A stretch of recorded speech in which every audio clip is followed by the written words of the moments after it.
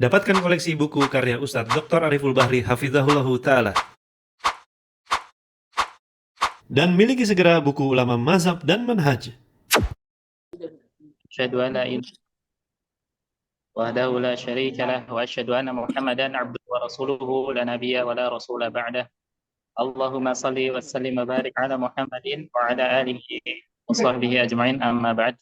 Alhamdulillah, senantiasa kita mengucap syukur atas nikmat yang Allah berikan berupa nikmat iman, Islam, nikmat sehat, sehingga pada malam hari ini masih bisa berkumpul bermuajah bersama dalam kegiatan kita thalabul ilmi, dan juga tak lupa salawat dan salam senantiasa tercurah pada uswah hasanah kita Rasulullah Muhammad sallallahu alaihi wasallam, kepada keluarga, sahabat, dan seluruh umat yang senantiasa istiqomah berada di atas sunnahnya. Baik, yang pertama-tama kami hormati guru kita dan juga sekaligus pembina Yayasan Asy-Syafaat Indonesia, Ustadz Dr. Ariful Bahri MA Hafizahullah Ta'ala. Dan yang kedua yang kami hormati kepada Ketua Yayasan Bapak Fabian, dan juga seluruh jajaran dan juga seluruh tim Asy-Syafaat Indonesia, dan kepada yang kami hormati kepada seluruh peserta yang telah hadir bergabung di Zoom pada malam hari ini. Semoga Allah senantiasa melindungi dan merahmati kita semua. Amin ya rabbal alamin. Baik, untuk yang mempersingkat acara, perlu kiranya Anda sampaikan bahwasanya nanti akan ada tanya jawab, dan bagi yang ingin bertanya untuk Ahwat bisa via chat, dan kemudian untuk Ikhwan bisa langsung dengan angkat tangan ya, dengan simbol ya. Baik. Kemudian itu, dan langsung saja karena waktu kita pendek, alhamdulillah Ustadz sudah bergabung bersama kita. Kaifa haluk Ustadz? Alhamdulillah bi khair wa afiyah. Alhamdulillah. Alhamdulillah Ustadz. Baik. Karena waktu sudah ya semakin menuju ke Isya, waktu dan tempat kami serahkan kepada Ustadz. Tafadhal maskuros. Bismillahirrahmanirrahim. Assalamualaikum warahmatullahi wabarakatuh. Waalaikumsalam. Alhamdulillahirabbil alamin. Wassalatu wassalamu ala asyrafil anbiya'i wal mursalin wa ala alihi wa ashabihi wa man tabi'ahum bi ihsanin ila yaumiddin, amma ba'du. Alhamdulillah, Allah Subhanahu wa taala kembali memberikan kepada kita kesempatan untuk bisa berjumpa dalam membahas manusia yang paling mulia, Nabi Muhammad bin Abdullah sallallahu alaihi wasallam. Karena di antara salah satu bentuk standarisasi cintanya seorang hamba kepada nabinya adalah bagaimana pengetahuan mereka tentang nabi itu sendiri. Maka pada kesempatan kali ini kita berusaha untuk menghadirkan sosok Muhammad bin Abdullah sallallahu alaihi wasallam, seorang nabi yang wajib bagi kaum muslimin untuk mengetahui segala-galanya.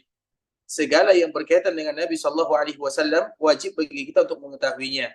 Artinya semakin banyak kita mengetahui tentang Nabi, maka itu adalah bukti cinta kita kepada Rasulullah sallallahu alaihi wasallam. Bahkan ada sebuah cerita yang sangat indah sebelum kita mengawali tentang Nabi sallallahu alaihi wasallam. Ketika terjadi perang Badar, dan kita tahu perang Badar ini adalah perang yang sangat luar biasa. Disebutkan oleh Allah Subhanahu wa taala dengan Al-Furqan, yaitu pembeda antara hak dengan yang batil. Ketika kaum muslimin mereka sudah berbaris, mereka bersaf, dan mereka sedang berhadapan dengan musuh, maka tiba-tiba ada dua orang pemuda yang masih muda. Kemudian mereka berdua berdiri di samping Abdurrahman bin Auf. Dikala mereka berdiri di samping Abdurrahman bin Auf, maka yang satunya bertanya kepada Abdurrahman, "Ya am, wahai pamanku, mana yang namanya Abu Jahal?" Maka Abdurrahman bin Auf mengatakan, "Yang ada di sana." Kemudian pertanyaan ini juga muncul dari yang kanannya, "Wahai pamanku, mana yang namanya Abu Jahal?" Maka Abdurrahman ini merasa heran. Kenapa kalian mencari Abu Jahal? Apa masalahnya dengan kalian? Maka jawaban pemuda ini, karena mereka berasal dari Madinah. Tidak lain tidak bukan karena kami mendengarkan bahwa Abu Jahal lah yang senantiasa menzalimi dan menyakiti Rasulullah sallallahu alaihi wasallam.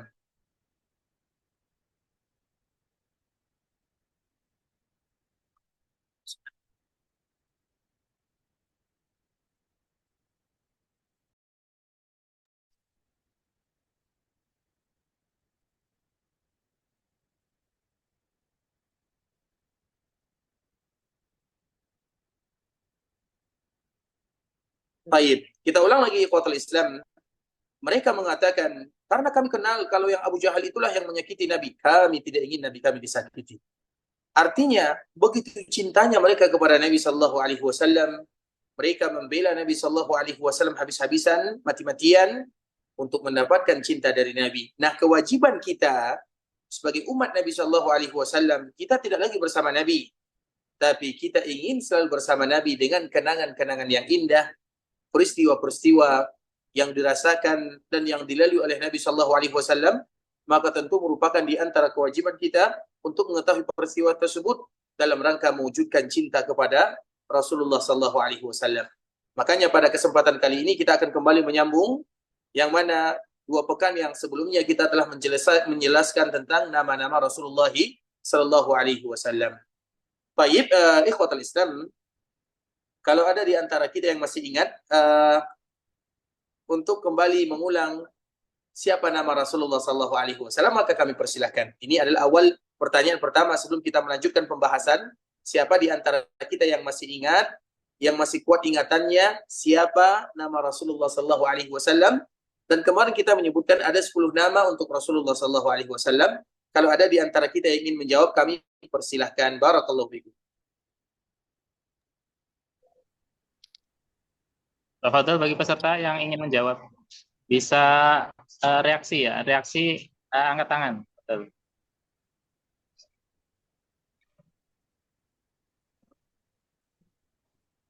Kalau seandainya ada yang ingin kembali mengulang nama-nama Rasulullah Sallallahu Alaihi Wasallam, maka kami persilahkan sebelum kita melanjutkan tentang perkenalan kita dengan Rasulullah Sallallahu Alaihi Wasallam.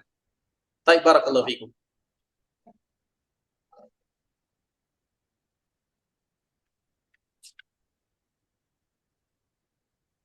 Ada yang masih ingat?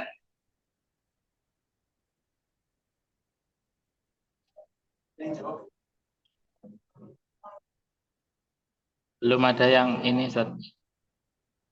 Belum ada yang angkat Baik, tangan. tidak menjadi masalah. Mungkin sebahagian ada masalah koneksi karena tidak ada suara, mungkin karena jaringan dan yang semisalnya, tapi kita ulang lagi. Mungkin ada sebagian yang belum bisa mendengarkan suaranya. Wallahu ta'ala alam apa kendalanya, tapi kita lanjutkan, semoga memberikan manfaat. Kemarin kita telah menjelaskan nama Nabi Sallallahu Alaihi Wasallam adalah Muhammadun dan Ahmadu. Nabi disebut dengan Muhammad dan Ahmad. Sebagaimana pula Nabi Sallallahu Alaihi Wasallam disebut dengan Al-Mahi, Al-Aqib, Al-Hashir. Sebagaimana pula Nabi Sallallahu Alaihi Wasallam dinamakan dengan Al-Muqaffi, Nabiyut Taubah, Nabiyur Rahmah. Sebagaimana pula Nabi Sallallahu Alaihi Wasallam dipanggil dengan Al-Marhamah dan Al-Malhamah.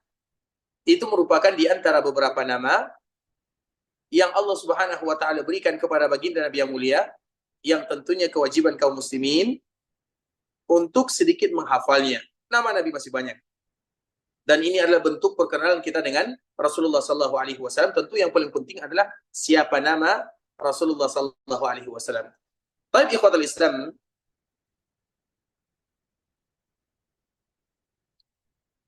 kita lanjutkan tentang Nabi Sallallahu Alaihi Wasallam. Kita mengetahui Nabi Sallallahu Alaihi Wasallam menyebutkan dalam hadisnya, ana da'watu Ibrahim wa bisyaratu Isa wa ru'yatu ummi. Aku ini adalah doa daripada Ibrahim, kabar gembira daripada Nabi Isa, dan mimpi yang dilihat oleh ibuku. Bagaimana keadaan ini? Apa makna daripada hadis Nabi Sallallahu Alaihi Wasallam? Nabi Sallallahu Alaihi Wasallam menyebutkan, aku ini adalah doa Nabi Ibrahim. Karena dulu Nabi Ibrahim ketika mengantarkan istri dan anaknya, kemudian Allah perintahkan kepada mereka untuk mengangkat bangunan Ka'bah. Setelah selesai visi dan misi ini, maka Nabi Ibrahim mengatakan, wa ba'ats fihim rasulam minhum. Ya Allah, utuslah seorang nabi dari bangsa ini. Utuslah seorang nabi dari kaum ini. Dan itulah Rasulullah Sallallahu Alaihi Wasallam. Maka Nabi mengatakan, ana da'watu Ibrahim. Aku ini adalah karena doa Nabi Ibrahim. Karena memang Nabi Ibrahim berdoa di Ka'bah. Ya Allah, utus seorang Nabi dari lokasi ini, dari tempat ini. Kemudian wa bisyaratu Isa, aku ini adalah kabar gembira dari Isa. Karena Nabi Isa dengan Nabi Muhammad adalah dua orang nabi yang tidak ada jaraknya.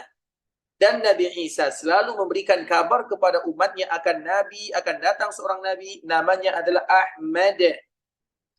Ya'ti min ba'di ismuhu Ahmad. Akan datang seorang nabi setelahku, namanya adalah Ahmad.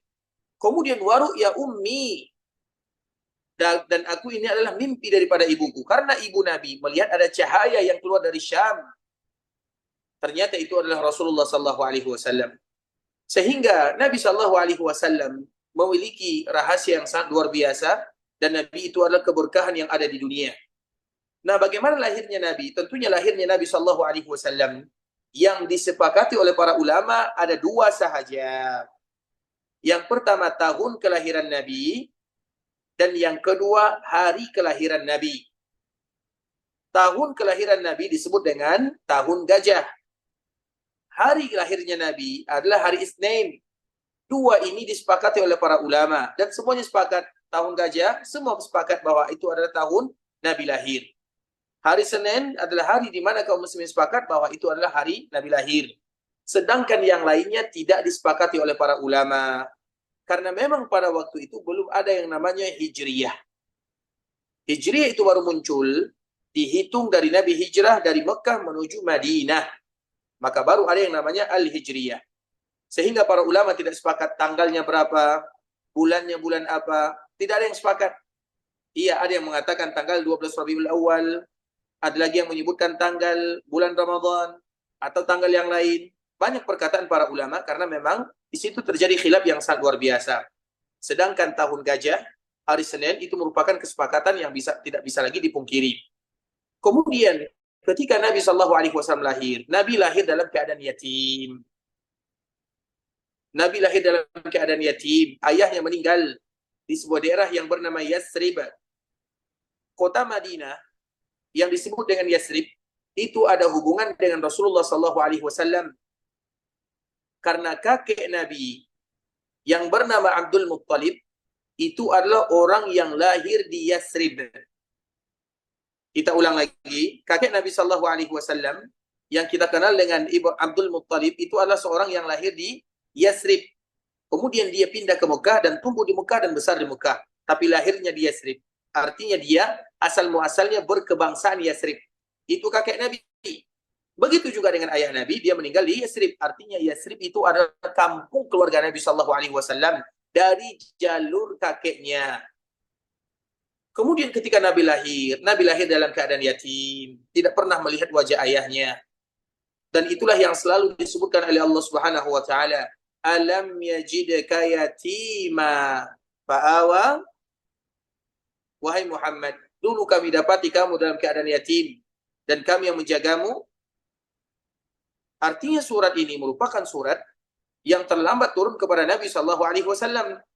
Bahkan Ummu Jamil itu kalau bahasa kitanya istrinya daripada pamannya, masih karib kerabatnya, mengatakan kepada Nabi Muhammad, wahai Muhammad, mana syaitanmu?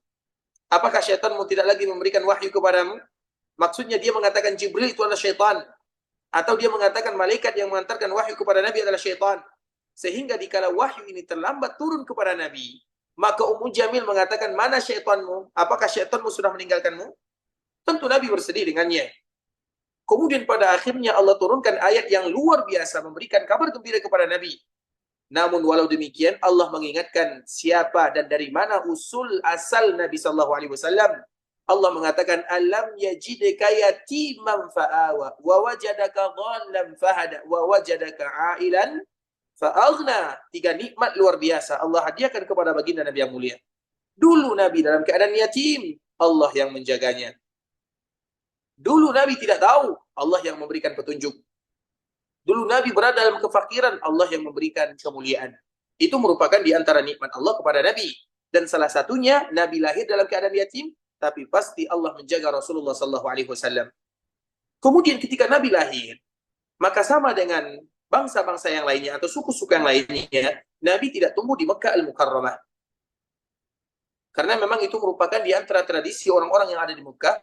Ketika anak-anak mereka lahir, maka mereka akan mengantarkan anaknya ke kampung atau ke desa yang jauh dari kota. Karena memang biasanya pendidikan kampung itu adalah pendidikan yang alami. Baik itu dari makanannya alami, kesehatannya alami, belum lagi tercampur dengan yang lainnya. Sedangkan Makkah, kalau kita istilahkan merupakan kota metropolitan, kota perdagangan, kota yang semua orang datang ke sana. Kota pusatnya daripada kota, induknya daripada kota. Sehingga disebut dengan Ummul Qura, induk daripada semua kota yang ada. Kemudian dikala kota Makkah merupakan induk daripada kota-kota yang ada, maka tentu kesehatan sudah mulai kurang. Kemudian kalau kita bahasakan polusi bertambah. Kemudian kalau bisa kita katakan bahasa sudah mulai bercampur karena semua orang datang ke sana. Makanya Nabi Shallallahu Alaihi Wasallam di antara hikmah dari Allah Azza wa Jalla, Nabi tumbuh di kampung tujuannya untuk kesehatan Nabi dan untuk bahasa Nabi. Dan itu bukan hanya dilakukan oleh Nabi Shallallahu Alaihi Wasallam, bahkan salah seorang yang nasabnya sampai kepada Nabi atau yang kita kenal dengan Imam Syafi'i. Jadi Imam Syafi'i ada seorang imam yang mencontoh Nabi Shallallahu Alaihi Wasallam.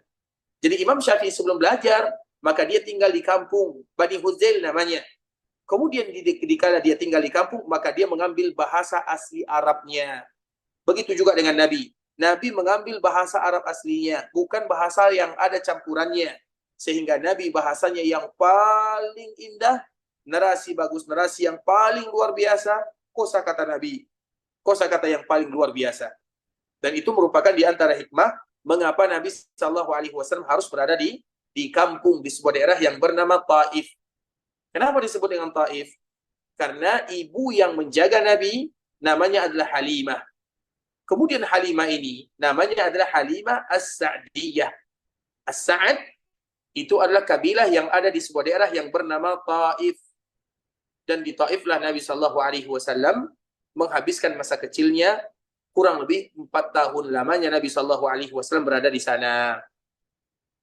Kemudian terlepas daripada itu semua ikhwatul Islam, kenapa Nabi Shallallahu Alaihi Wasallam harus kembali ke Mekah? Semestinya Nabi Shallallahu Alaihi Wasallam belum pulang ke kota Mekah, tapi Nabi Shallallahu Alaihi Wasallam berada di Taif kalaulah bukan karena kejadian ini. Dan kejadian ini tentunya semuanya adalah rahasia dari Allah Subhanahu Wa Taala. Seolah-olah Allah telah menentukan jalan hidup baginda Rasulullah Shallallahu Alaihi Wasallam. Dan salah satunya adalah ketika malaikat Jibril datang, tiba-tiba membawa Nabi Shallallahu Alaihi Wasallam dan melakukan operasi tercepat di dunia. Makanya keajaiban-keajaiban yang ada di dunia sebenarnya lebih ada lagi yang ajaib daripada itu. Mungkin kita lihat kemajuan zaman yang berkembang pesat, tapi sebenarnya kalau kita ambil dari sejarah Nabi semuanya sudah ada. Dan salah satunya adalah operasi terindah yang dilakukan oleh malaikat untuk baginda Rasulullah Sallallahu Alaihi Wasallam. Apa ceritanya? Diceritakan dalam sebuah riwayat ikhwatul Islam yang dibawakan oleh sahabat Anas bin Malik radhiyallahu taala anhu, yang dibawakan oleh Imam Muslim. Nabi menyebutkan atau Anas bin Malik menyebutkan anna Rasulullah Sallallahu Alaihi Wasallam atahu Jibril wa huwa yal'abu ma'al ghilman. Tiba-tiba ketika Nabi sedang bermain bersama anak-anak yang lain, maka Jibril datang bukan dalam bentuk aslinya. Karena Jibril datang dalam bentuk asli nanti ketika Nabi menerima wahyu pertama. Maka Nabi melihat ada kursi di antara langit dan bumi. Kemudian ada yang duduk di atasnya. Dan itulah malaikat Allah Subhanahu Wa Taala. Tapi dalam momen ini Jibril datang dalam keadaan manusia. Dan Nabi sedang bermain-main bersama anak-anak yang ada di Taif. Fa'aqadahu fasara'ah. Maka diambil Nabi, kemudian Nabi dibaringkan. Anak-anak yang lain, mereka tidak tahu kalau itu adalah Jibril. Bahkan Nabi pun tidak tahu kalau itu adalah Jibril. Nabi umurnya masih 4 tahun. Nabi tidak mungkin tahu kalau itu adalah Jibril. Tiba-tiba Nabi diambil, kemudian ditelentangkan, diletakkan, dibaringkan. Fasara'ahu. Dikalahkan kalau bahasa kitanya. Kemudian apa yang terjadi? Maka dibuka dada Nabi SAW, bajunya dibuka. Fasyaqqa qalbahu fastakhraja minhu 'alaqah. Maka tiba-tiba langsung dikeluarkan hati Nabi. Tentunya hati Nabi Shallallahu Alaihi Wasallam atau hati ada di sini. Kemudian dibelah oleh malaikat Jibril. Kemudian dikeluarkan hatinya.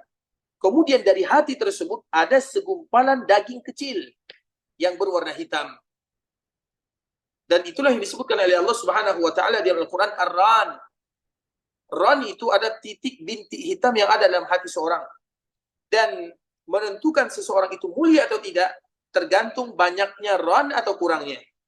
Semakin banyak ran yang mereka lakukan, semakin tertutup hatinya. Tapi semakin sedikit rannya, semakin terbuka hatinya untuk menerima kebenaran dan wahyu dari Allah Subhanahu wa taala. Nah, ketika hati Nabi ini dikeluarkan, betul-betul dikeluarkan. Artinya hati Nabi dikeluarkan dari jasadnya, jantung Nabi, hati Nabi dikeluarkan. Kemudian dikala dikeluarkan, diambil bagian sedikit. Ada segumpal daging, diambil. Kemudian dikala diambil, dibuang. Dikala dibuang, maka syaitan mengatakan, maka malaikat mengatakan, "Hadza hadzus syaitanu mink." Ini adalah bagian daripada syaitan yang ada pada dirimu.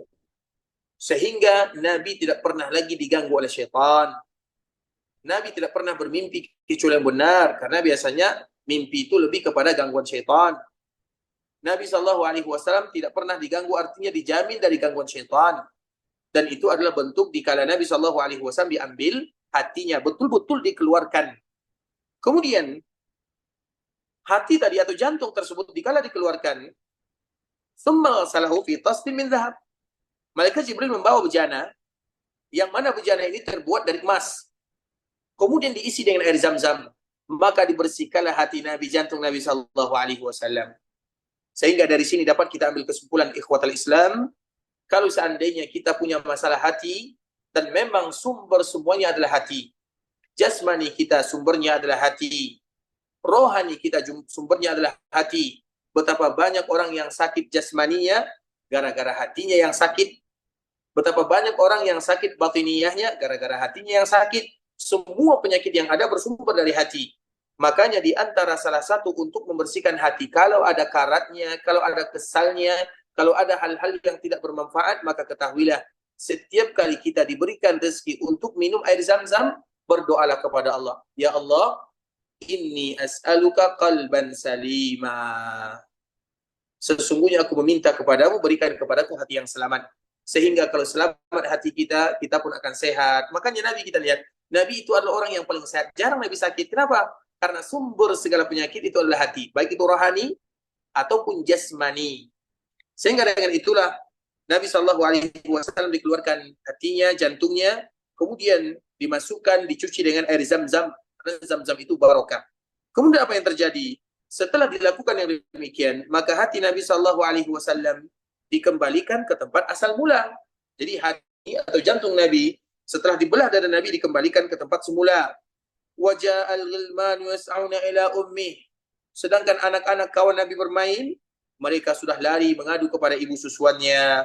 Faqalu inna Muhammadan qad qutil, inna Muhammadan qad qutil. Wahai ibunda, wahai Halimah, Muhammad telah dibunuh, Muhammad telah dibunuh. Itu adalah pengaduan daripada anak-anak tersebut. Kemudian tiba-tiba ibu Nabi ini atau yang bernama Halimah datang dalam keadaan pucat. Artinya takut. Karena ini amanah, bukan anak kandungnya. Walaupun anak susuannya, tapi dia bertanggung jawab. Maka apa kata Anas bin Malik? Qad kuntu athar al-makhid fi sadri. Aku masih melihat bekas daripada jahitan yang ada di dada Nabi. Artinya dada Nabi juga dijahit. Sebagaimana disebutkan oleh Anas bin Malik. Dan aku masih melihatnya. Karena Anas ini tidak bertemu dengan Nabi kecuali di Madinah. Artinya sudah lebih daripada 53 tahun. Bekas daripada jahitan Jibril dikala mengambil Nabi itu masih ada. Kemudian Anas pun melihatnya karena Anas termasuk orang yang selalu membantu Rasulullah SAW. Artinya dari sini dapat kita ambil kesimpulan bahwa Nabi SAW dibelah dadanya. Ada yang menyebutkan 3 kali, ada yang menyebutkan 2 kali. Yang pertama, yang menyebutkan 2 kali. Yang pertama adalah untuk membersihkan hati Nabi, sehingga manusia yang paling bersih hatinya adalah Rasulullah SAW. Dan yang kedua, untuk memantapkan dan menguatkan hati Nabi. Ketika Nabi melaksanakan peristiwa Isra dan Mi'raj, karena tidak mungkin bertemu dengan Allah, kecuali hati Nabi telah dikuatkan yang pertama kalinya. Itu merupakan di antara cerita Nabi SAW ketika Nabi berada di Taif bersama ibu angkatnya yang bernama Halimah As-Sa'diyah. Tapi ikhwatul Islam, tentunya sejarah Nabi SAW merupakan sejarah yang sangat indah. Dan kita ingin senantiasa menyampaikannya. Tapi sebelum kita kembali melanjutkan, kita kembalikan kepada moderator. Mana tahu ada di antara kita yang bertanya, maka kami persilahkan. Barakallahu fikum wa jazakumullahu khairan. Baik, dari peserta yang mungkin ingin bertanya, boleh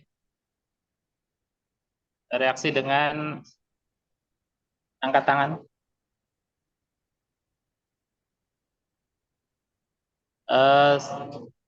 Saudari Zia Putri, ya. Saudari Zia ZA Putri, tafadhali. Assalamualaikum warahmatullahi wabarakatuh, Ustadz. Assalamualaikum warahmatullahi wabarakatuh. Assalamualaikum ilaikum, Ustadz. Amin ya rabbal. Ustadz Afwan, anak kalau bertanya ini sedikit mendahului dari topik ini, Ustadz. Tapi ini pertanyaan anak dari kajian sebelumnya yang belum sempat Ustadz jawab karena keterbatasan waktu. Ustadz, terkait dengan dakwahnya Nabi, Ustadz.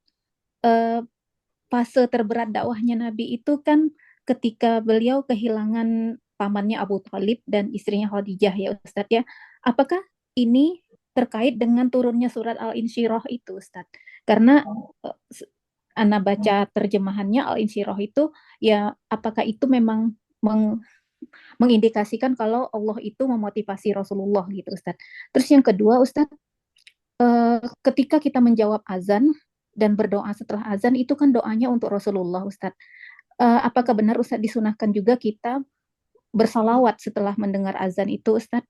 Dan sebenarnya apa ya Ustadz ya asbabun nuzulnya, atau mungkin ada riwayatnya soal azan ini, kenapa doanya ati Muhammad sallallahu apa Allahumma rabba hazi dawati tamah wassalatil qaimah ati Muhammadin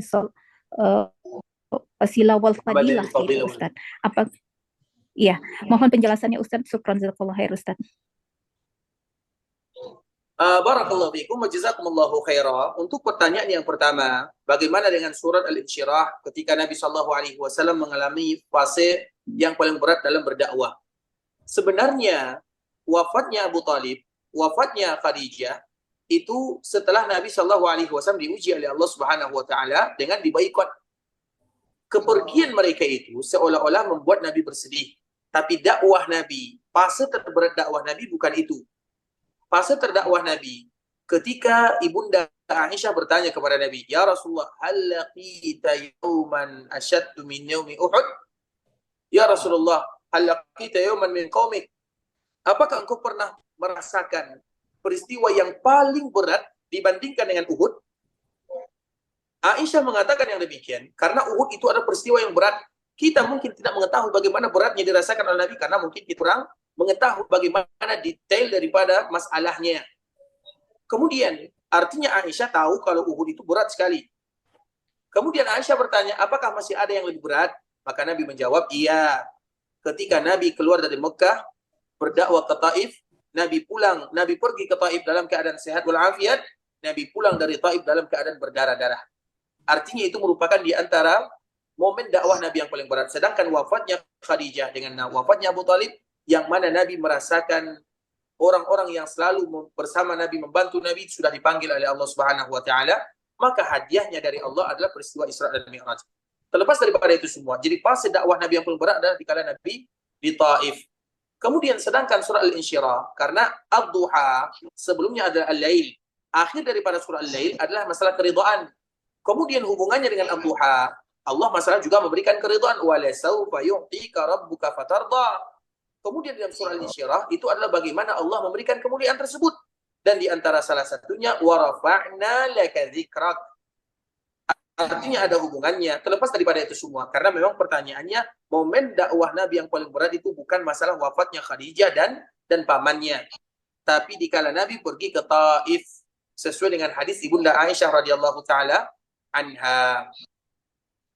Kemudian untuk pertanyaan yang kedua, mungkin diulang, barakallahu fiik.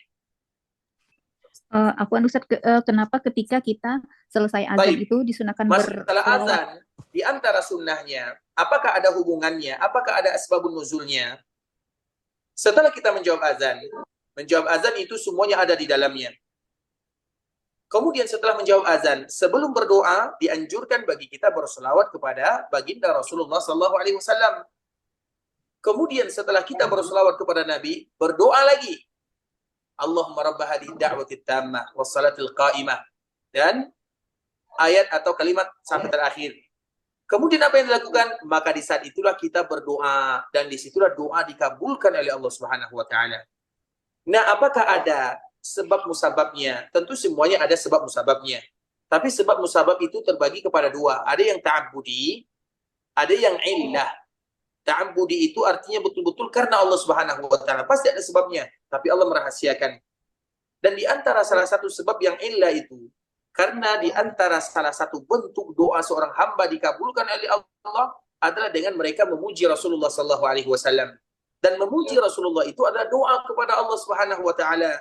Makanya Allahumma rabba hadhihi ad-da'wati at-tammah was salatul qa'imah ati Muhammadan lil wasilatal fadilah. Ya Allah, berikan kepada Nabi maqamah mahmudah. Artinya di dalam kalimat itu ada pujian untuk Allah, ada pujian untuk Rasulullah. Maka yang terbaik setelah itu adalah berdoa, dan doa di saat itu dikabulkan oleh Allah Subhanahu wa Ta'ala. Barakallahu fikum. Jazakallah khair Ustadz. Baik. Ada lagi sebelum Ustadz lanjutkan dari peserta yang ingin bertanya? Baik, sebelum kita lanjutkan, sebagaimana biasanya, mungkin kita yang bertanya dulu. Dan ini sebagaimana kesepakatan kita bersama, setiap yang menjawab pertanyaan mungkin ada sedikit bingkisan, walaupun tidak banyak, tapi ini adalah di antara bentuk kita, kontribusi kita bersama. Semoga dengan perkumpulan kita ini, walaupun hanya melalui Zoom, tapi memberikan faedah kepada kita bersama. Pertanyaannya, mengapa Nabi Shallallahu Alaihi Wasallam harus tumbuh besar dari 1 tahun sampai 4 tahun di Taif? Barakallahu fikum.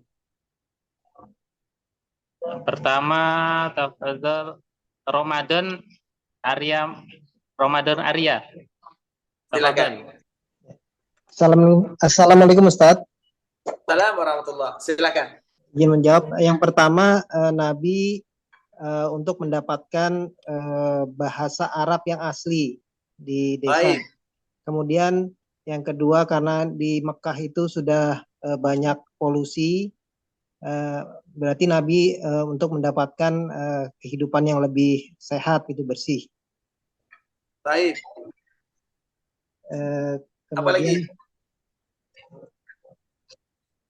apa ya? Masya Allah, silakan Ahsan tuh, Masya Allah. Barakallahu fikum, syakarallahu lakum, Masya Allah. Nanti kita kembali bermuamalah dengan tim ya, Insya Allah. Semoga dengan jawaban ini Allah Subhanahu wa Ta'ala memberikan keridhaan kepada kita bersama. Baik, yang kedua, masih pertanyaan yang kedua, dan ini pertanyaan yang tadi belum terjawabkan karena mungkin kita masih sibuk. Pertanyaan yang kedua, coba sebutkan nama Nabi Sallallahu Alaihi Wasallam. Tafadhal. Bisa mengangkat tangan yang ingin menjawab. Ismu Ahmad, Ustaz. Taib, 1 Ahmad. Yang kedua,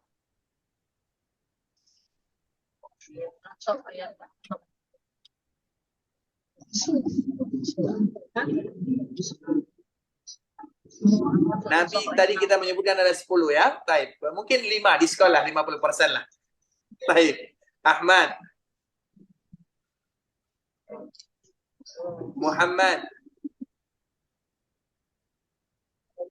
Taib, ada lagi yang bisa menyebutkan nama-nama Rasulullah SAW? Silakan Ibu Putri. Muhammad, Ahmad, Ya. Nabiur Rahmah, Taib. Al-Ashir ya Ustaz, Al-Mahi, Al-Mahi. Taib. Al-Muqaffi masuk nggak Ustaz? Al-Muqaffi masuk. Nabiut Taubah, Nabi Taubah masuk. Abul Qasim. Abul Qasim itu kunyah. Oh, Ini nama. Kalau kunyah itu digantung kepada anaknya. Taib, apa lagi yang lain? Al-Aqib. Abdullah. Abdullah bukan nama Rasulullah, tapi anaknya Rasulullah. Al-Ashir Taib, Ustaz. yang lain? Asyahid. Asyahid itu sifatnya Rasulullah. Cuman itu yang anak. Baik, Masya Allah. Sudah bisa menjawab lebih daripada 50% ya.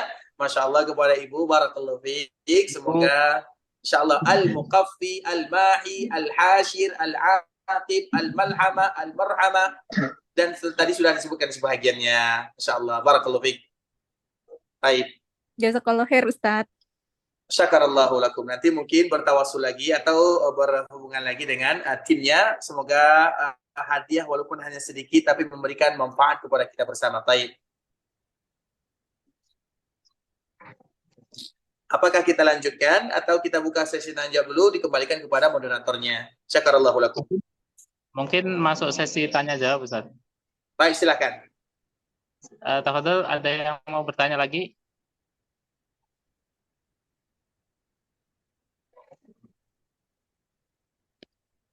Ada yang ingin bertanya, Bapak Agus Abu Abdillah?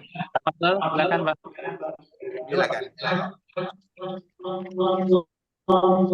Assalamualaikum Ustadz. Assalamualaikum warahmatullahi wabarakatuh. Semoga Allah menjaga Ustadz dan keluarga. Amin ya Rabb, amin ya Rabb. Saya tanya Ustadz, bagaimana tahapan untuk mengenal dan mencintai Nabi Muhammad SAW, dan bagaimana caranya kita mengetahui atau bisa melaksanakan sunnah-sunnah Rasul yang banyak itu Ustadz. Tahapan-tahapannya seperti apa? Terima kasih, jazakallahu khair Ustadz. Barakallahu fiikum kepada Bapak Agus Abu Abdillah. Semoga Allah Subhanahu wa taala senantiasa menjaga beliau, memberikan kemudahan, panjang umur dalam ketaatan kepada Allah Subhanahu wa taala. Tentunya bagaimana kita bisa menunaikan hak kita atau hak Rasulullah sallallahu alaihi wasallam ataupun kewajiban kita kepada Rasulullah sallallahu alaihi wasallam. Tentu ini adalah pembahasan yang sangat berat, tapi disingkat dalam 4 kalimat. Untuk memberikan haknya Rasulullah sallallahu alaihi wasallam adalah ta'atuhu fima amar wa tasdiquhu fima akhbar wa jitinabu ma naha anhu wa zajar wa alla yu'badallahu illa bima syara'. Kita taat kepada Nabi sesuai dengan apa yang Nabi perintahkan kepada kita bersama. Kita membenarkan semua yang dikabarkan oleh Nabi. Kita meninggalkan apa yang Nabi larang kita untuk melakukannya. Dan kita tidak beribadah kepada Allah kecuali melalui Rasulullah SAW. Itulah hak yang harus kita tunaikan. Dan itu adalah bentuk kita mencintai Rasulullah SAW. Karena mencintai Nabi itu harus dengan hati, dengan lisan, dan dengan perbuatan. Dengan hati, semua kita mencintai Nabi. Dengan lisan, kita mengatakan kami cinta Nabi. Tinggal dengan amalan dan perbuatan. Disitulah buktinya cinta atau tidak. Betapa banyak orang yang mengatakan saya cinta Nabi, tapi sebenarnya dia tidak cinta kepada Nabi. Karena amalan dan perbuatannya menunjukkan tidak cinta kepada Nabi. Makanya ada 2 sisi. Yang pertama, kita mencintai Nabi. Yang kedua, Nabi mencintai kita. Kalau kita mencintai Nabi, sudah pasti. Tapi pertanyaan yang kedua, apakah Nabi mencintai kita? Maka jawabannya ada dalam 4 kata tadi. Dan semoga kita semuanya termasuk orang yang dicintai oleh Nabi. Kemudian bagaimana supaya kita mudah menerapkan sunnah Nabi? Tentunya tidak mungkin kita menerapkan sunnah Nabi kecuali kita sudah betul-betul mencintai Nabi. Dengan kita mencintai Nabi, kita akan mengenal Nabi. Dan mengenal Nabi itu tidak mudah. Harus belajar tentang Nabi. Harus mempelajari sejarah Nabi. Harus mengetahui perjuangan dan pengorbanan Nabi.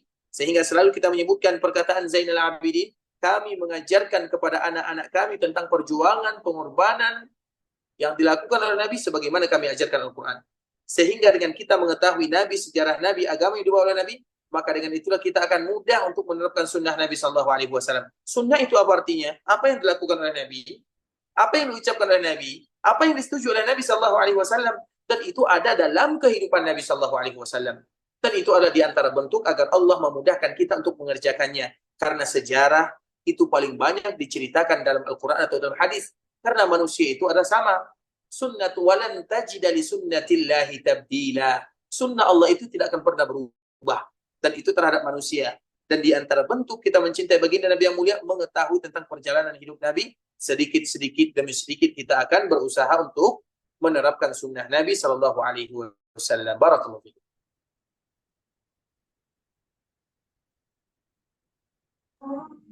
Masih ada yang bertanya lagi, Ustaz? Di Jakarta Silakan. menjelang azan. Sekedar info Ustaz. Afwan Ustaz. Eh, Zaharan dari Pekanbaru. Fadhil. Zahran, Ya, bismillah Ustaz. Karena izin silakan. bertanya, kalau ini di luar pembahasan, karena ingin Silakan. bertanya bagaimana hukum ketika ada sholat berjamaah di masjid dan terdapat 5 saf dan ada orang di saf pertama itu batal wuduknya, maka dia keluar dari safnya dan melewati orang yang lain sedang salat. Itu bagaimana hukumnya Ustaz?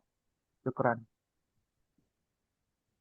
Baik, barakallahu fikum kepada Bapak Zahran. Semoga Allah Subhanahu wa taala menjaga beliau, memberikan keberkahan kepada dirinya, kepada keluarganya dan kepada usahanya.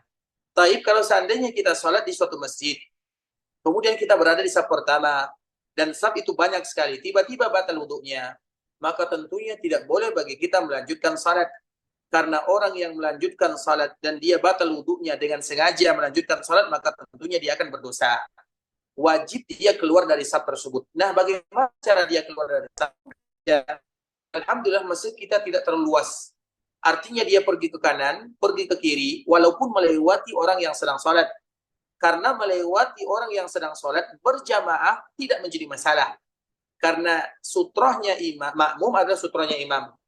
Artinya dia nanti pergi ke kanan, karena kalau dia langsung pergi ke belakang, resikonya lebih besar.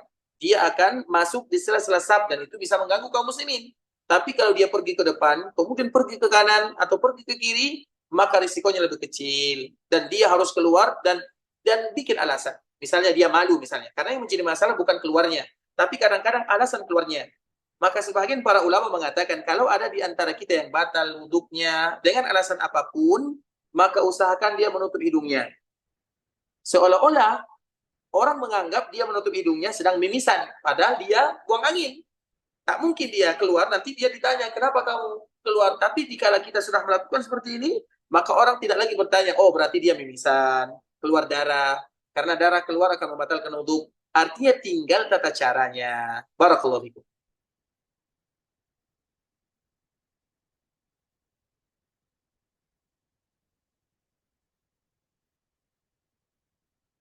Baik, selanjutnya silakan.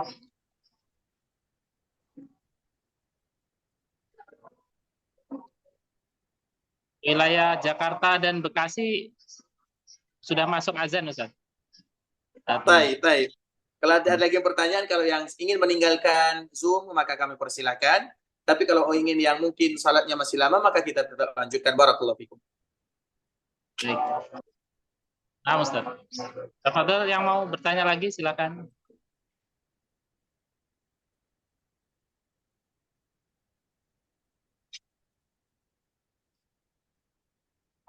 Nggak tahu Anda. Nggak ada.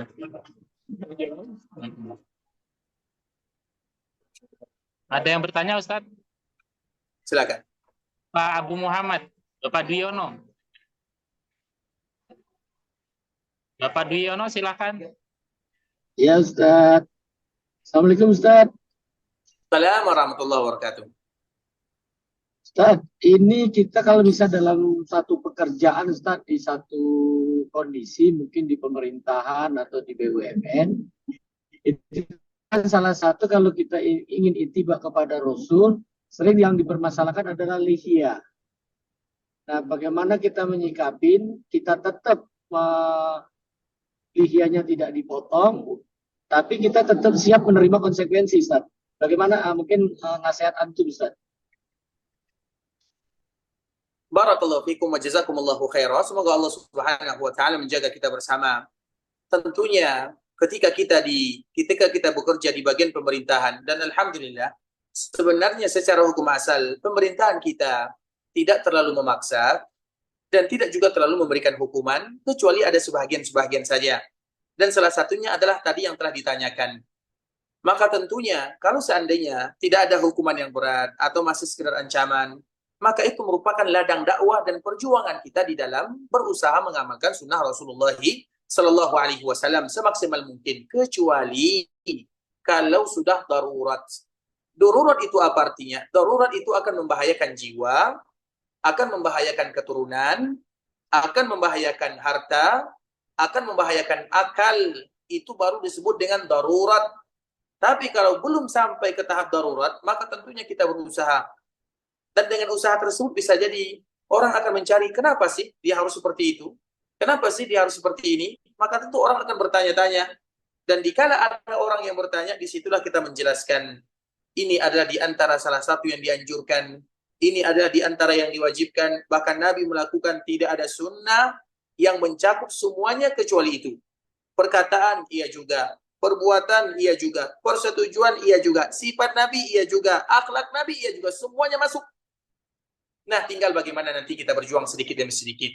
Iya, mungkin tidak bisa langsung secara totalitas, tapi paling tidak kita berusaha. Dan alhamdulillah kami melihat sebagian ikhwan-ikhwan, sebagian saudara-saudara kita, dikala mereka melakukan yang demikian, iya, semua pasti ada perjuangannya, tapi sedikit demi sedikit. Semoga Allah Subhanahu wa taala memberikan taufik, sebagaimana kita juga berharap kepada saudara-saudara kita yang lainnya agar Allah memberikan kepada mereka taufik, karena bagaimanapun negara kita adalah negara Islam, alhamdulillah, karunia dari Allah Subhanahu wa taala. Dan kita senantiasa mendoakan kepada pemimpin kita agar mereka menjadi pemimpin yang diridhai oleh Allah Subhanahu wa taala. Itu merupakan nikmat dari Allah Azza wa Jalla. Mungkin tinggal cerminan yang lainnya yang mungkin belum terlalu bagus. Masalahnya di situ saja. Bukan mereka tidak mau menerima, tapi ada alasan di balik itu semua. Dan tidak ada sunnah Nabi kecuali pasti yang terbaik untuk umatnya. Semoga Allah memberikan kekuatan kepada kita bersama dan dilakukan sesuai dengan keadaan dengan tahapan-tahapannya. Barakallahu fikum.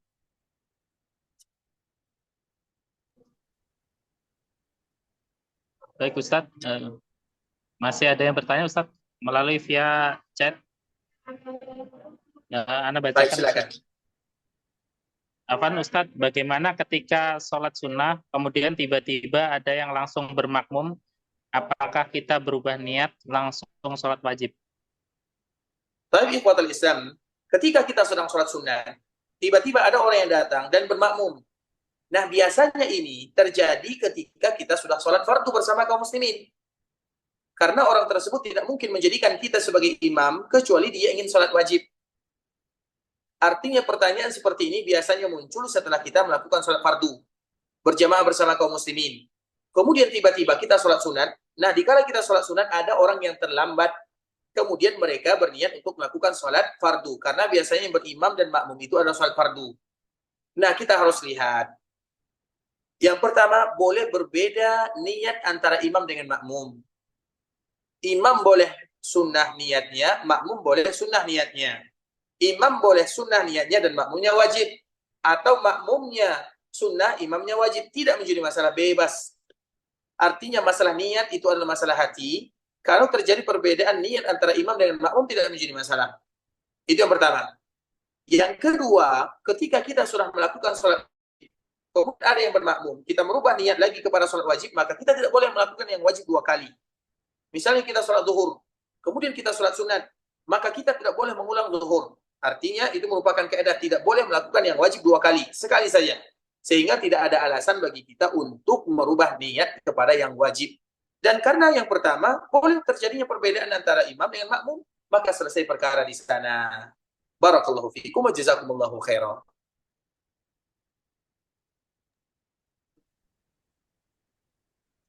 Afan Ustadz, mungkin jeda sebentar Ustadz, 3 menit azan Ustadz. Baik, silakan. Barakallahu, silakan.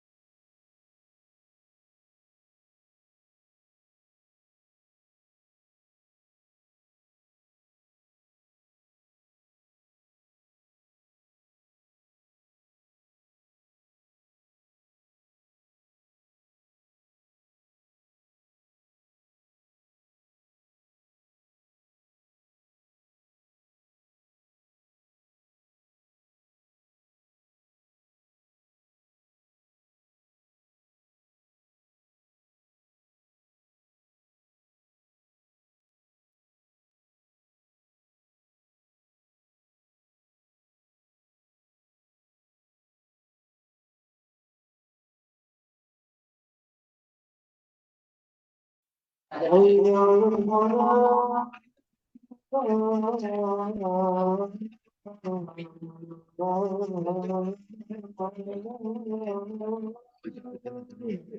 udah. Ustadz tadi Umu Uwais mau bertanya Ustadz.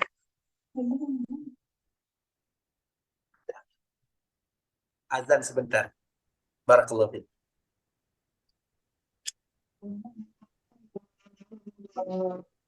Azan dulu. Kapan?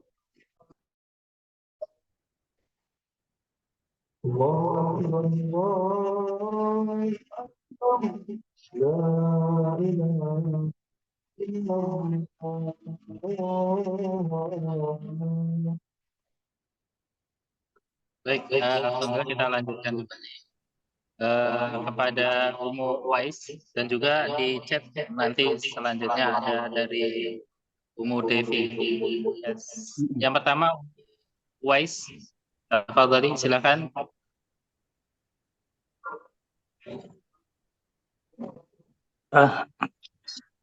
Afwan Ustadz, izin bertanya. Pertanyaannya ketika kita melakukan hal-hal yang mubah tapi lupa baca basmalah di awal, ketika teringat langsung baca Bismillah atau seperti ketika makan membaca Bismillahi awalahu wa akhirahu. Baik, barakallahu fikum wa jazakumullahu khairan. Semoga Allah Subhanahu wa taala menjaga kita bersama. Tentunya ketika kita melupa membaca basmalah terhadap sesuatu yang sifatnya mubah, maka secara hukum sebenarnya tidak menjadi masalah. Artinya tidak ada masalah di sana.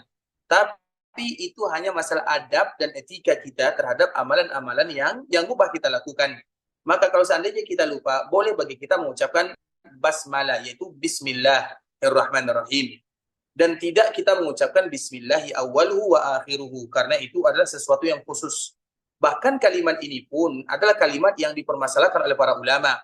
Sehingga sebagian para ulama mengatakan kalau kita sedang makan atau sedang minum, kemudian kita lupa, maka yang kita baca tetap Bismillah.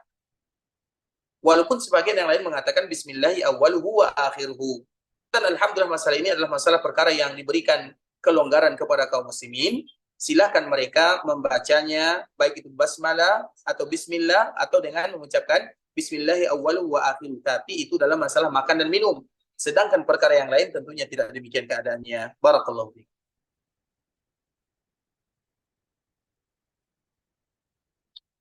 Selanjutnya ada pertanyaan Ustadz via chat. Assalamualaikum Ustadz, mohon info program pemantapan ilmu syar'i untuk dewasa usia 30 sampai 40 tahun. Apakah ada pesantren untuk program beberapa bulan? Jazakallahu khair, barakallahu fiik. Barakallahu fiikum. Sepertinya pertanyaan ini lebih pantas diajukan kepada panitia dan moderator, karena alhamdulillah tentunya ini merupakan di antara salah satu wacana di mana tingkatan apapun berapapun umur kita bisa kita untuk menuntut dan belajar agama Allah Subhanahu wa taala. Kalau kita tidak bisa belajar semuanya, paling tidak kita belajar yang wajib-wajib saja, terkhusus yang berkaitan dengan rukun iman, rukun Islam, dan rukun ihsan. Maka pertanyaan ini kalau kami pribadi belum bisa menjawabnya, tapi mungkin bagian pihak HPI, moderator, nanti bisa ditanyakan kepada pihak yayasannya, apakah dibuka atau misalnya ada nanti misalnya program mulazamah walaupun 1 minggu, 2 minggu atau 1 bulan, dan semoga Allah Subhanahu wa taala memudahkan kita bersama untuk senantiasa semangat belajar agama Allah Subhanahu wa taala. Syakarallahu lakum. Baik Ustaz, jazakallahu khair. Sekedar info kepada yang bertanya ya, Umu Dewi, beberapa bulan yang lalu kita mengadakan program mulazamah ya, dan juga pernah kita juga melakukan daurah. Ya mungkin nanti sebagai masukan buat kita juga untuk mengadakan program-program itu kembali, insya Allah. Amin, semoga dimudahkan. Amin Ustaz. Selanjutnya Bapak Budi Prawoto ingin bertanya Ustaz. Pak Budi. Assalamualaikum warahmatullahi wabarakatuh Ustaz. Assalamualaikum warahmatullahi wabarakatuh. Ustaz, ini saya pakai nama saya Hendra Ustaz. Saya kenal Ustadz itu dengan Bapak Febian juga ini. Masya Allah. Ustadz, saya mau bertanya mengenai suatu di akhir zaman nanti agama Islam akan menjadi 73 golongan, Ustadz. Nah, salah satunya itu adalah nanti akan langsung masuk surga. Cuma saya belum jelasnya gini, Ustadz. Satu golongan itu, Ustadz, kalau dilihat dari informasi yang saya dapatkan itu hanya sekitar beberapa orang saja, Ustadz. Maksudnya nggak dihitung sampai ratusan juta atau seberapa orang. Sedangkan manusia di dunia ini kan sudah miliaran. Nah, yang dimaksud seperti itu, Ustadz, apakah ada kemungkinan orang-orang seperti kita ini masuk ke dalam yang satu golongan bersama Rasulullah untuk masuk langsung ke surga, Ustadz? Jazakumullah khairan, Ustadz. Masya Allah, pertanyaan Bapak Hendra nih ya. Semoga Allah senantiasa menjaga Bapak Hendra, keluarganya, memberikan keberkahan, panjang umur, taufik dan hidayah, kemudian dimudahkan urusannya di dunia dan di akhirat sana.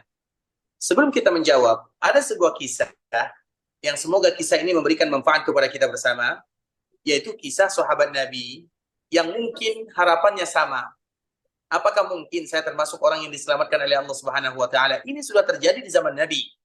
Jadi sahabat ini, setiap kali dia pulang ke rumah, dia sedih, dia menangis. Dia mengatakan kepada keluarganya, di dunia kita masih bisa duduk bersama Nabi, mendengarkan semangat dan motivasi dari Nabi. Tapi kalau nanti kita wafat, Nabi pasti masuk surga. Sedangkan kita belum tentu masuk surga. Kalaupun masuk surga, surganya tidak mungkin sama dengan Nabi baginda yang mulia. Nah, kalimat ini sampai ke telinga Nabi SAW. Dan Nabi tidak tahu jawabannya. Sampai Allah menurunkan sebuah ayat yang sangat luar biasa. Allah mengatakan dalam surah An-Nisa, وَمَنْ يُطِعِ اللَّهَ وَالرَّسُولِ فَأُولَٰئِكَ مَعَ الَّذِينَ أَنْعَمَ اللَّهُ عَلَيْهِمْ مِنَ النَّبِيِّينَ وَالصِّدِّيقِينَ وَالشُّهَدَاءِ وَالصَّالِحِينَ وَحَسُنَ أُولَٰئِكَ رَفِيقًا. Barang siapa yang taat kepada Allah, taat kepada Rasulnya, maka mereka akan dikumpulkan bersama Nabi. Kemudian Nabi mengatakan, ketahuilah wahai umatku, kalian akan dikumpulkan bersama orang-orang yang kalian cintai. Siapa di antara kita yang tidak ingin berkumpul masuk surga bersama Rasulullah SAW? Dan syaratnya ada di awal ayat, taat kepada Allah dan taat kepada Rasulnya. Taat kepada Allah tidak mudah. Taat kepada Rasul juga sulit. Itu butuh perjuangan dan butuh pengorbanan. Sehingga ketika Nabi menjelaskan hadis perbedaan umat, maka para sahabat tidak bertanya, ya Rasulullah, siapa di antara mereka yang keluar? Mereka tidak bertanya demikian. Tapi mereka bertanya, ya Rasulullah, yang selamat itu mana? Dan pertanyaan itu bukan orangnya, tapi sifat. Dan sifat ini bisa jadi dalam satu masa banyak, bisa jadi di masa yang lain sedikit. Itu tergantung kepada sifat, bukan orang. Nah, sifatnya apa? Ma ana alaihi al-yawma wa ashabi. Mereka yang senantiasa berada di atas sunnahku di hari ini, di atas pemahaman sahabat-sahabatku, kata Rasulullah SAW. Sehingga setiap kali kita beribadah, maka kita berusaha, apakah ibadah saya ini ada tuntutannya, ada tuntunannya dari Nabi, atau dari sahabat Nabi, atau diamalkan oleh sahabat Nabi atau tidak. Itu adalah bentuk kehati-hatian kita dalam agama, agar kita menjadi orang yang selamat dari orang-orang yang tadi disebutkan oleh baginda Nabi yang mulia. Makanya hadis ini berbunyi, sataftariqu ummati, umatku akan terpecah. Umat ini semuanya masih dalam ranah umat Nabi. Artinya kalau umat Nabi, kemungkinan mereka masuk surga itu pasti ada. Tapi ada di antara mereka yang pertama masuk surga, ada yang belakangan. Ada mereka yang masuk surga bersama Nabi, ada mereka yang paling bawah. Tapi semua mereka tetap umat Nabi. Nah, yang disebutkan itu adalah ma'ana alaihi al-yawma wa ashabi, yaitu orang yang senantiasa berpegang teguh kepada sunnahku dan sunnah para sahabatku. Artinya itu adalah perkara yang berat, tapi itu adalah sifat. Artinya kaum muslimin akan selalu berusaha berdoa, bagaimana setiap ibadah yang mereka lakukan. Saya ingin sholat, bagaimana sih sholat Nabi? Saya ingin puasa, bagaimana sih puasa Nabi? Maka di saat itulah mereka belajar agama. Mereka tidak hanya ikut-ikutan kepada fulan dan allan. Iya, kita harus belajar kepada ahli ilmu. Kita harus bertanya kepada mereka. Sehingga ayat yang pertama kali turun adalah Iqra, seolah-olah ayat ini memberikan gambaran umum kepada umat manusia. Dan umat Nabi itu adalah umat yang terbaik, dan terbaik tidak mungkin menjadi terbaik kecuali mereka tahu tentang agama Allah Subhanahu wa taala, dan semoga kita termasuk di antara golongan yang masuk surga bersama Rasulullah sallallahu alaihi wasallam dan dijauhkan dari mereka-mereka yang keluar dari aturan dan dari barometer yang telah ditentukan oleh baginda Rasulullah sallallahu alaihi wasallam. Syakarallahu lakum. Baik, masih ada lagi Ustaz? Kami chat. Assalamualaikum Ustaz, Afan izin bertanya, kalau sholat berjamaah untuk akhwat, apakah iqomah dulu atau langsung saja Ustaz? Syukron Ustaz. Barakallahu fiikum wa jazakumullahu khairan. Tentunya untuk akhwat, kalau seandainya mereka iqamah juga tidak menjadi masalah, kalau seandainya mereka sholat sendirian juga tidak menjadi masalah, kalau seandainya mereka sholat jamaah langsung juga tidak menjadi masalah. Karena apabila sesama akhwat artinya diberikan kelonggaran dan kebebasan kepada mereka semuanya. Terutama pertanyaan ini adalah pertanyaan bagi mereka yang tinggal di asrama, untuk ibu-ibu. Karena bagaimanapun hukum asal perempuan kalau mereka sholat tentunya, kalau mereka ingin sholat berjamaah tentunya mereka akan mengikuti laki-laki. Tapi kalau seandainya tidak, maka diberikan kebebasan kepada mereka. Kecuali jangan azan. Walaupun hukum asal karena iqamat itu bukan untuk orang luar, tapi untuk orang dalam. Makanya dikala perempuan mengumandangkan atau ingin salat, diumumkan kepada orang yang ada di dalamnya. Tapi bagaimanapun diberikan kelonggaran kepada mereka. Barakallahu fiik. Masih ada lagi Ustaz? Masih berkenan Ustaz? Silakan. Assalamualaikum warahmatullahi wabarakatuh Ustaz. Apakah akhwat ketika hadir di kajian khusus akhwat boleh menggunakan sedikit parfum? Di mana insya Allah tidak tercium melainkan oleh yang benar-benar dekat dari akhwat tersebut, karena kurang nyaman ketika kerudung akhwat berbau asap kendaraan bermotor ketika cium kiri cium kanan dengan teman. Barakallahu fiikum wa jazakumullahu khairan. Alhamdulillah, sekarang diberikan kemudahan oleh Allah Subhanahu wa taala dan kita kembalikan kepada hadis Nabi sallallahu alaihi wasallam, yaitu barang siapa yang memakai wewangian kemudian dicium oleh laki-laki, maka tentunya ancamannya seperti ini dan seperti itu, kata Nabi sallallahu alaihi wasallam. Tapi kalau seandainya itu tidak, apalagi sekarang misalnya dia dari rumah bersama suaminya, kemudian langsung masuk ke tempat pengajian, perkumpulan, tempat berkumpul misalnya, apapun nama perkumpulan tersebut, maka itu tidak termasuk ke dalam hadis yang disebutkan oleh Rasulullah sallallahu alaihi wasallam. Barakallahu fiikum.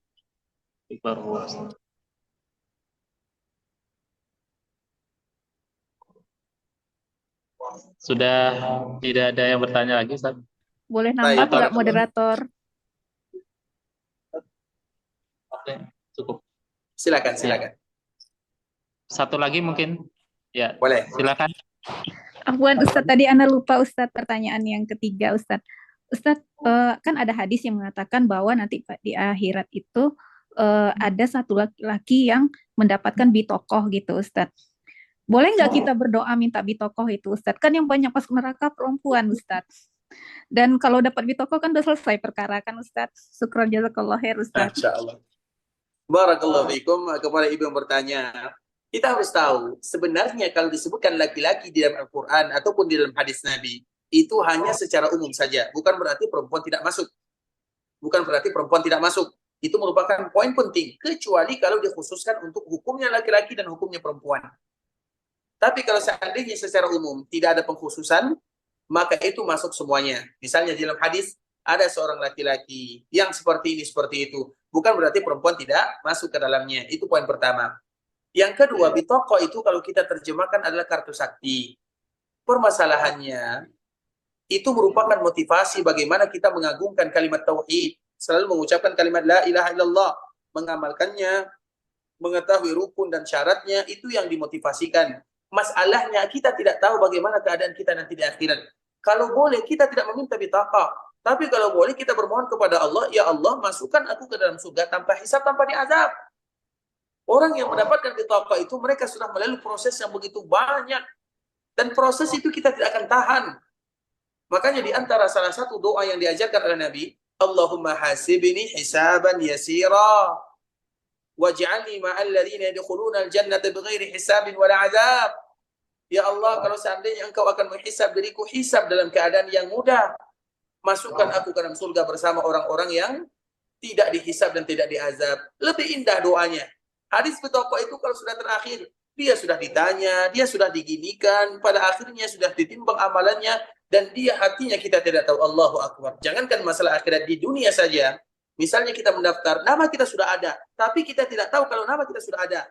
Menunggu datang nama itu deg-degannya luar biasa. Apalagi di akhirat sana. Maka tentu kita meminta yang terbaik kepada Allah Subhanahu wa taala. Barakallahu fikum. Jazakallah khair Ustadz. Syakarallahu lakum. Baik, mungkin kita cukupkan Ustaz, karena waktu juga yang apa Baik. namanya kita. Tapi kami ucapkan jazakumullah khair kepada Ustadz Dr. Ariful Bahri telah membersami kita menyampaikan ilmu sehingga kita bisa paham bagaimana perjalanan perjuangan Nabi kita Muhammad Sallallahu Alaihi Wasallam di dalam menyebarkan Islam. Dan semoga Allah lindungi Ustadz, keluarga Ustadz diberikan kesehatan, dan juga senantiasa Ustadz bisa istiqomah dalam membagikan ilmu kepada umat di Indonesia khususnya, dan juga di seluruh dunia insya Allah Ustadz. Baik, mungkin itu dari kami, tim dari Yayasan Asy-Syafaat Indonesia. Insya Allah kita bertemu setiap 2 pekan di hari Sabtu insya Allah Ta'ala, nanti kita akan informasikan kembali. Baik, Ana moderator, jika ada salah kata, Ana mohon maaf. Subhanakallahumma wa bihamdika asyhadu an la ilaha illa anta astaghfiruka wa atubu ilaik. Akhir kata, wassalamualaikum warahmatullahi wabarakatuh. Waalaikumsalam warahmatullahi wabarakatuh. Syakarallahu lakum wa hafizakumullah. Sehat selalu ya Ustadz. Amin ya Rabb, amin ya Rabb, wa iyyakum. يا عبادي الذين أسرفوا على أنفسهم لا تقنطوا من رحمة الله